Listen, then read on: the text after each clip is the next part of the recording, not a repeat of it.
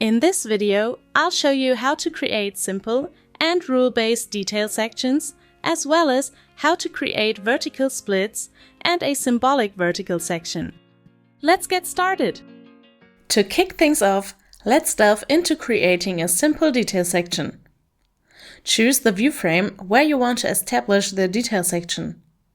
Head over to the Detail Section option in the Properties and set it to Yes. Next, specify the section through the View Frame's Pick Window property. Remember, you can reset the detail section mode by setting it back to No.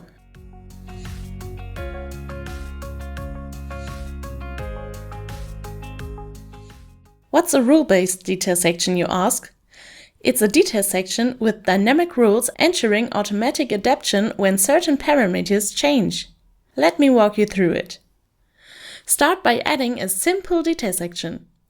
Once specified, switch the detail section from Yes to Yes rule-based. You'll notice new points appear with labels like Xmin and Xmax. In this case, we only need Xmin and Xmax, but the process is the same for the other directions. Now, let's use the rule editor for Xmin. Click on the 3 points under Rule Relative to Reference Object to open the rule editor. The minus sign indicates a negative direction from the basis point. Our goal is to set Xmin to minus the thickness of the left shaft wall. Search for the variable W3 and click OK. To figure out what the variable is named, click on the dimensions in the drawing and take a look at the breadcrumb, properties or data tree window. The purple line is the intersection of Xmin. For Xmax, the intersection point should be behind the right shaft wall. Search the variables shaft width and shaft right wall, W4.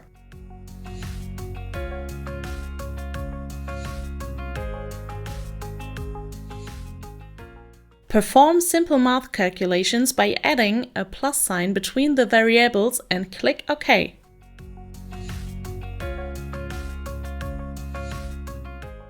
Test if the rule's working by changing parameters like the cabin width. Next, I'll guide you through the process of creating vertical splits. To begin, make sure you have either a vertical section view or a 3D view. Click on the view frame to activate it. In the Properties, under Detail section, you will now see an option called Vertical Splits. Once you select this option, additional settings for vertical splits will appear. With the split count, you can define how many times the vertical view should be divided. Using the Show option, you can choose which of these splits you want to display.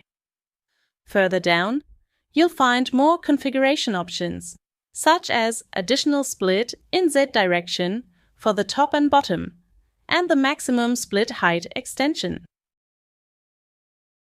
When you copy and paste a vertical split view frame, the new view frame automatically displays the next split section. Pretty clever, right? Lastly, I'll show you how to create a symbolic vertical section. Activate a vertical view and navigate to the Properties.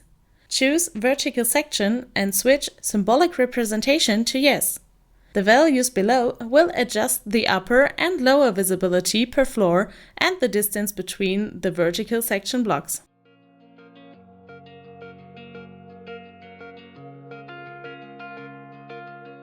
Thanks for watching!